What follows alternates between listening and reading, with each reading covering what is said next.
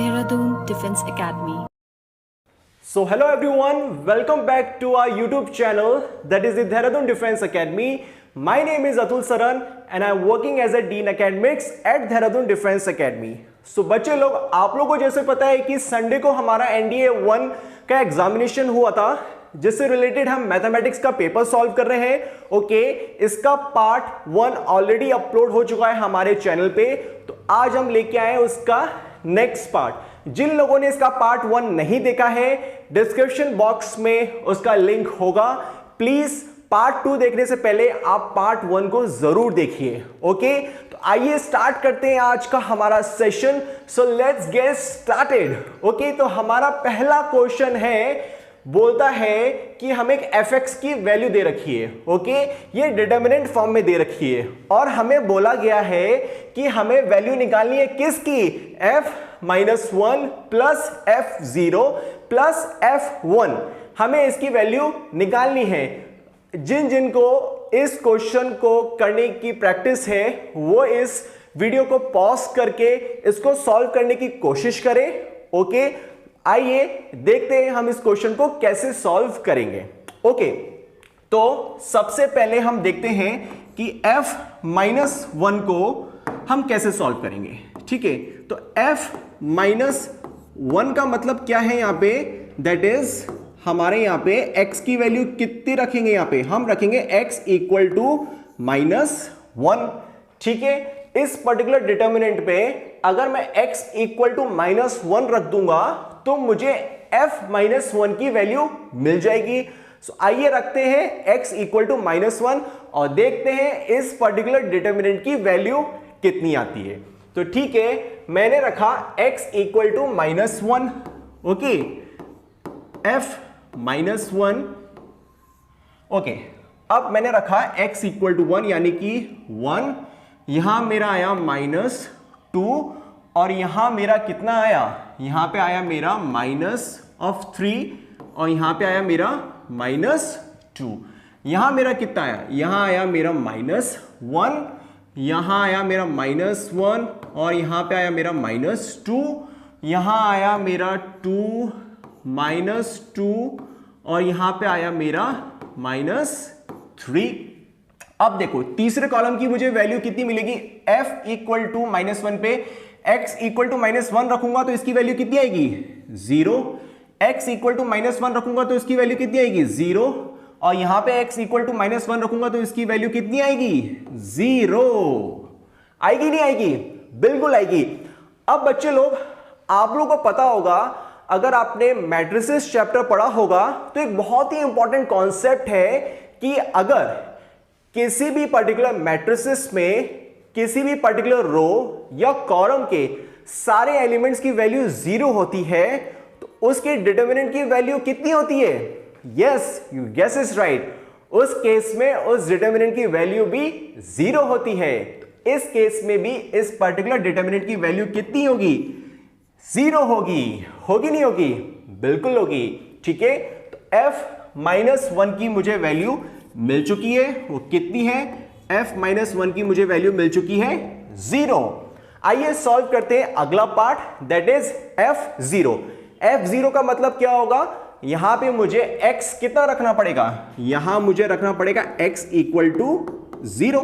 तो आइए रखते हैं x इक्वल टू 0 और देखते हैं इस पर्टिकुलर डिटर्मिनेंट की वैल्यू कितनी आती है। ओके, आइए सॉल्व करते हैं। ओके, तो f0 पे मुझे इस डिटर्मिनेंट की वैल्यू कितनी मिलेगी, देखो पहला मुझे मिलेगा 1, उसके बाद मुझे मिलेगा 0, फिर 0, उसके बाद मुझे मिलेगा 0 0 और यहां मुझे मिलेगा 2 -1 और यहां मुझे मिलेगा -2।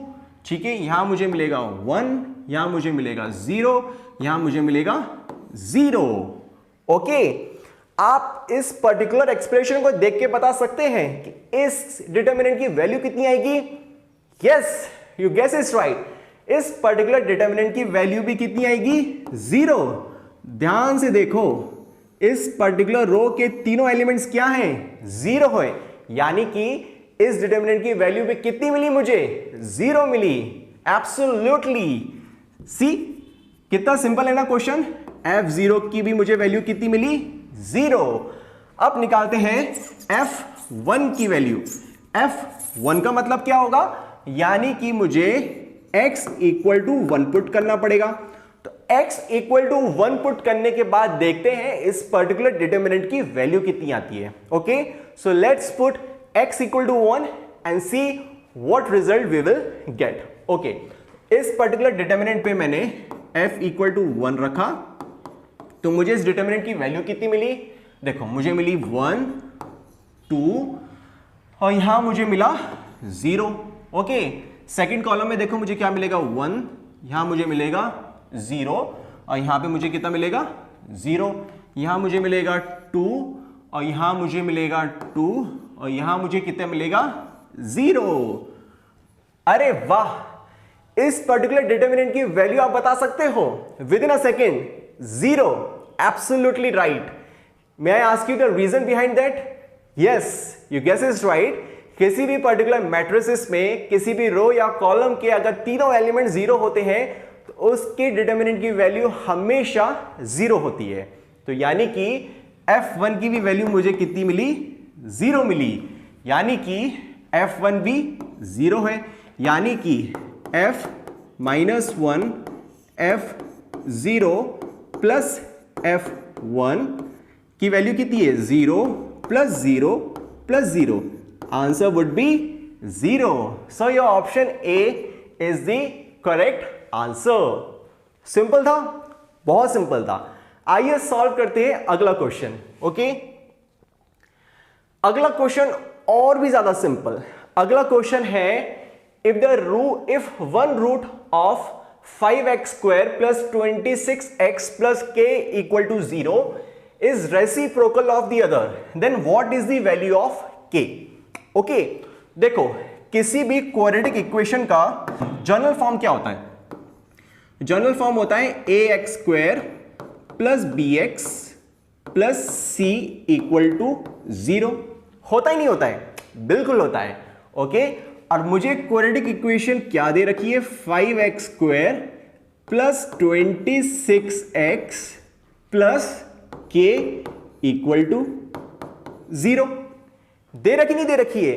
तो अगर इन दोनों इक्वेशंस को मैं इक्वेट करूं तो मुझे क्या वैल्यू मिलेगी? देखो, मुझे a की वैल्यू क्या मिलेगी? a is equal to 5, b equal to 26 and c equal to k। मिलेगी नहीं मिलेगी? बिल्कुल मिलेगी। अब देखो क्वेश्चन में मुझे क्या दे रखा है? इस क्वाड्रेटिक इक्वेशन का जो एक रूट है वो दूसरे रूट के रेसिप्रोकल है। ठीक है, इसका मतलब क्या है? अगर किसी भी क्वाड्रेटिक इक्वेशन के हम रूट्स निकालते हैं तो उसके सम ऑफ द रूट्स और प्रोडक्ट ऑफ द रूट्स के आंसर क्या आते हैं? आप लोगों को पता है? अगर पता है तो मुझे कमेंट सेक्शन में बताइए। आइए सॉल्व करते हैं इस क्वेश्चन को। ओके, मान लीजिए इस क्वाड्रेटिक इक्वेशन के दो रूट्स हैं अल्फा और बीटा। ठीक है, मैंने मान लिए और मुझे यह भी पता है अल्फा प्लस बीटा मुझे देता है माइनस बी बाई ए और product of the roots that is the alpha beta वो मुझे देता है सी बाई ए। देता ही नहीं देता है। अब क्वेश्चन में मुझे एक चीज और बोल रखी है। क्या बोल रखी है? कि एक रूट दूसरे रूट के रेसिप्रोकल है। हां, दे रखा है नहीं दे रखा है? बिल्कुल दे रखा है। यानी alpha is equal to 1 by beta. इस पर्टिकुलर एक्सप्रेशन को यहां पुट करो। ठीक है, अल्फा की जगह मैंने क्या डाला? 1 by beta multiply by beta. C की वैल्यू क्या है यहां पे? के। और ए की वैल्यू क्या है? 5। बीटा से बीटा कटा और के की वैल्यू मुझे कितनी मिली? 5। Isn't it? था ना बहुत ही लल्लू पंजू क्वेश्चंस। तो यहां मुझे के की वैल्यू मिल चुकी है, that is the 5। Okay, so your option C is the correct answer. So let's move on to the next question. Next question बोलता है मेरा if f x plus 1 equal to x square minus 3x plus 2 then what is f x equal to. ये भी बहुत ही simple question है। आओ solve करते हैं इस क्वेश्चन को। इसमें मुझे बोला गया है एफ एक्स प्लस 1 कितना दे रखा है मुझे? मुझे दे रखा है x square minus 3x plus 2। ठीक है, ये मुझे दे रखा है और मुझे बोला गया है कि यहां पे fx की वैल्यू क्या होगी। ठीक है, अगर मान लो मैं यहां पे क्या लिखूं, x को पुट कर दूं x माइनस 1 से, इस पर्टिकुलर एक्सप्रेशन में अगर मैं x को रिप्लेस कर दूं x माइनस 1 से, तो मेरा आंसर क्या आएगा। देखो x को मैंने रिप्लेस किया x माइनस 1 से, तो यहां मुझे मिलेगा x minus 1 plus 1 equal to x minus 1 का whole square minus 3x minus 1 plus 2। मिलेगा नहीं मिलेगा, बिल्कुल मिलेगा। अब देखो माइनस 1 से प्लस 1 कटा, यानी कि मुझे क्या मिला यहां पे fx। अब देखो इस चीज को एक्सपेंड करोगे, कैसे एक्सपेंड करोगे, a माइनस बी का होल स्क्वायर फॉर्मूला लगा के लगाओ और एक्सपेंड करते हैं। ठीक है, मुझे क्या मिलेगा, x square plus 1 minus 2x, और यहां मुझे कितना मिलेगा माइनस 3x प्लस 3, और यहां मुझे मिलेगा प्लस 2। मिलेगा नहीं मिलेगा, बिल्कुल मिलेगा। आगे सॉल्व करो, देखो x square minus 2x minus 3x मुझे कितना देगा, minus of 5x plus 1 plus 3 plus 2 मुझे क्या देगा, plus 6। So here is your answer, that is the value of fx, x square minus 5x plus 6। So option B is the correct answer, isn't it? Yes. Okay, आइए solve करते हैं अगला question. अगला question बोलता है मेरा consider the following statements. ठीक है, उसने दो स्टेटमेंट्स दे रखे हैं और उसने कुछ ऑप्शंस दे रखे हैं। ठीक है, तो पहला स्टेटमेंट है, एक मुझे सेट दे रखा है, उसके अंदर कुछ एलिमेंट्स प्रेजेंट हैं। ठीक है, वो मुझे पूछ रहा है कि ये जो दोनों सेट्स दे रखे हैं ये इक्विवेलेंट सेट्स है या नहीं। ठीक है, सबसे पहले मुझे इक्विवेलेंट सेट्स का मतलब पता होना चाहिए। इक्विवेलेंट सेट्स का मतलब क्या होता है, ठीक है, when the number of elements present in set A is equal to the number of elements present in B। ये होता है मेरा इक्विवेलेंट सेट्स का मतलब। इक्विवेलेंट सेट्स का मतलब when number of elements present in set A is equal। ध्यान रखो मैं यहां पे इक्वल की बात कर रहा हूं, सेम की बात नहीं कर रहा हूं। ठीक है, when the number of elements present in set A is equal to the number of elements present in set B। ठीक है, तो उस केस में उन सेट्स को हम क्या बोल सकते हैं, इक्विवेलेंट सेट्स बोल सकते हैं। तो आओ देखते हैं पहला स्टेटमेंट सही है या नहीं। तो पहला स्टेटमेंट मेरा बोलता है ये दोनों सेट्स इक्विवेलेंट सेट्स है या नहीं। अब देखो सेट A में कितने एलिमेंट्स प्रेजेंट हैं, 3। सेट B में कितने एलिमेंट्स प्रेजेंट हैं, 3, यानी कि ये इक्विवेलेंट सेट्स हैं। तो ऑप्शन ए तो आपका राइट प्रूफ हो गया। अब चेक करते हैं कि स्टेटमेंट 2 आपका गलत है या सही है। स्टेटमेंट 2 क्या बोलता है, आपका एक एलिमेंट दे रखा है और उसके सेट्स हैं, और बी का भी आपके सेट दे रखे हैं और कुछ एलिमेंट्स दे रखे हैं। ये बोल रहा है ये इक्वल सेट्स है या नहीं। ठीक है, अब देखो इक्वल सेट्स का मतलब क्या होता है। ठीक है, इक्विवेलेंट सेट्स अलग होते हैं और इक्वल सेट्स अलग होते हैं। देखो इक्वल सेट्स का मतलब होता है, ओके, व्हेन, ये आप नोट डाल के लिख सकते हो, when number of elements present in set A belongs to set B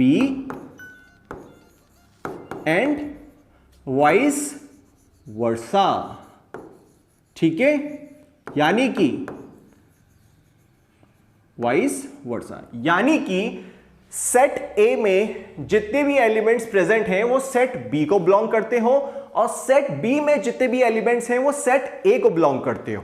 ठीक है, तो इसी पर्टिकुलर कॉन्सेप्ट से हम चेक करते हैं whether the statement 2 is correct और रॉन्ग। तो स्टेटमेंट 2 में देखो 159, क्या ये वाले एलिमेंट्स सेट बी में प्रेजेंट है, बिल्कुल है, देखो 1, 5 और 9, ठीक है, हमारा एक चीज तो प्रूफ होगी। अब वाइस वर्सा भी चेक करते हैं कि सेट बी में जो एलिमेंट्स प्रेजेंट है वो सेट ए में भी प्रेजेंट है। सेट बी के एलिमेंट्स देखो 1, 5 और 9, क्या वो सेट ए में प्रेजेंट है? बिल्कुल प्रेजेंट है, यानी कि हमारे ऑप्शन दोनों सही हैं, both 1 and 2 are the correct options. Okay, आइए सॉल्व करते हैं अगला क्वेश्चन। अगला क्वेश्चन बोलता है मेरा if x square x and -8 are in AP then which of the following is correct. अच्छा, मुझे एक चीज बताओ, मेरे पास कोई सी भी 3 नंबर है ABC, अगर ये तीनों नंबर मेरे AP में होंगे तो मुझे क्या रिलेशन मिलेगा? फर्स्ट ऑफ ऑल, कोई भी सीरीज AP सीरीज कब कहलाती है? जब उस सीरीज के किन्हीं भी दो कॉन्जिक्यूटिव टर्म्स का डिफरेंस क्या होता है? मेरा कांस्टेंट होता है। और कॉमन डिफरेंस हम कैसे निकालते हैं? किन्हीं भी दो कॉन्जिक्यूटिव टर्म्स को हम माइनस करके, ठीक है। तो अगर इस केस में अगर मुझे इनका कॉमन डिफरेंस निकालना हो तो मैं कैसे निकालूंगा? देखो, अगर फर्स्ट 2 एलिमेंट्स का मुझे कॉमन डिफरेंस निकालना हो तो मैं क्या करूंगा? b माइनस ए। और अगर मुझे नेक्स्ट 2 एलिमेंट्स का डिफरेंस निकालना हो तो मैं क्या करूंगा? c minus b. और इन दोनों चीज को मैं इक्वल प्रूफ कर दूंगा, ठीक है। इन दोनों का डिफरेंस इक्वल होगा तभी तो ये सीरीज AP सीरीज कहलाएगी, ठीक है। इसको सॉल्व करोगे तो मुझे क्या मिलेगा? यहां पे 2b is equal to a plus C. मिलेगा नहीं मिलेगा? बिल्कुल मिलेगा। अब देखो, मेरे पास 3 एलिमेंट्स क्या दे रखे? मुझे दे रखा है x स्क्वायर x और मुझे दे रखा है -8। अगर इसको मैं मान लेता हूं a, इसको मैं मान लेता हूं b और इसको मैं मान लेता हूं c, तो मुझे क्या रिजल्ट मिलेगा? इस वाले पर्टिकुलर एक्सप्रेशन में इनकी वैल्यूज डाल दो, ठीक है। तो मुझे मिलेगा 2x is equal to x square और मुझे यहां मिलेगा कितना? -8। इसको सॉल्व करोगे, x स्क्वायर माइनस 2x -8, एक क्वाड्रेटिक इक्वेशन मुझे मिल चुकी है। हाँ, इसके रूट्स आप कैसे निकाल सकते हो? स्प्लिटिंग मेथड से निकाल के देखो। इसके रूट्स आपके क्या मिलेंगे? x square -4x plus 2x -8 equal to 0, x minus 4 plus 2x minus 4 equal to 0। यहां से मुझे x minus 4 x plus 2 equal to 0 और यहां से मुझे x की 2 वैल्यू मिलेगी, दैट इज 4 और -2। तो मुझे यहां पे x की 2 वैल्यू मिल चुकी है। ऑप्शन देखो, option C is the correct answer, isn't it? तो आइए सॉल्व करते हैं हमारा अगला क्वेश्चन। अगला क्वेश्चन मुझे बोला गया है the third term of a GP is 3, then what is the product of its first 5 terms, ठीक है। अब देखो, GP सीरीज देखो, मान लो मेरा फर्स्ट टर्म है, फिर मेरा सेकंड टर्म है, फिर मेरा थर्ड टर्म है और फिर मेरा फोर्थ टर्म है और मेरा फिफ्थ टर्म है, ठीक है। और मुझे थर्ड टर्म दे रखा है कितना? मुझे दे रखा है 3, ठीक है। और मुझे पता है GP सीरीज में अगर मेरा जो फर्स्ट टर्म होता है वो होता है मेरा A, सेकेंड टर्म होता है मेरा AR, थर्ड टर्म होता है मेरा AR स्क्वायर, फोर्थ टर्म होता है मेरा AR क्यूब और फिफ्थ टर्म होगा मेरा AR की पावर 4। यानी कि मुझे AR स्क्वायर की वैल्यू कितनी दे रखी है? 3, isn't it? अब देखो, मुझे क्या बोला गया? What is the product of its first 5 terms, ठीक है। इसकी फर्स्ट 5 टर्म्स का प्रोडक्ट करो तो मुझे क्या मिलेगा? A की पावर 5 और R की पावर देखो कितना, 1, 3, 6 एंड 10, यानी R की पावर 10, ठीक है। इसको मैं कैसे लिख सकता हूं? AR स्क्वायर की पावर 5। अब मुझे इसकी वैल्यू दे रखी है, बिल्कुल दे रखी है, कितनी? 3 क्वेश्चन में, ठीक है। यहां पे 3 पुट करो, 3 की power 5, that is 81 is your answer. So option A. So आइए देखते हैं अगला क्वेश्चन। अगला क्वेश्चन है मेरा, वो बोलता है if 3 cos theta is equal to 4 sin theta then what is the value of tan 45 degree plus theta. Okay, इस पर्टिकुलर क्वेश्चन को हम कैसे सॉल्व करेंगे? देखो मुझे दे रखा है 3 cos theta is equal to 4 sin theta, दे रखा है नहीं दे रखा है, ठीक है। इसको मैं ऐसे लिख सकता हूं 3/4 is equal to sine theta divided by cos theta. लिख सकता नहीं लिख सकता हूं, ठीक है। अब बताओ 3/4 इज इक्वल टू क्या आएगा मेरा, tan थीटा। तो यहां से मुझे किसकी वैल्यू मिली, मुझे मिल गई है यहां पे tan थीटा की वैल्यू, ठीक है। और मुझे क्या निकालना है, मुझे निकालना है tan 45 डिग्री प्लस थीटा, ठीक है। अब देखो यहां पे मैं tan a प्लस बी का फॉर्मूला लगा सकता हूं, जो कि मेरा क्या होता है, देखो tan a प्लस बी का फॉर्मूला क्या होता है, वो होता है देखो tan a plus tan b, okay, divided by 1 minus tan a tan b। होता ही नहीं होता है, लगा दो। देखो इसको एक्सपेंड करने के बाद क्या आएगा मेरा, tan 45 degree plus tan theta 1 minus tan 45 degree tan theta, ठीक है। क्या मुझे tan 45 डिग्री की वैल्यू पता है? बिल्कुल पता है, कितनी, वो मुझे पता है 1। और क्या मुझे tan थीटा की वैल्यू पता है? यस, कितनी पता है, 3/4। डाल दो इस पर्टिकुलर एक्सप्रेशन में, 1 प्लस 3/4 डिवाइडेड बाय 1 माइनस 3/4, ठीक है। इसको सॉल्व करने के बाद देखो क्या आएगा, 7/4 इंटू 4/1, 4 से 4 कटा और आपका आंसर कितना आया, 7। So your option B is your correct answer. So आज के लिए इतने ही रखते हैं। Thank you very much for today's lecture. See you in the next video. Dehradun Defense Academy, where excellence is the only aim.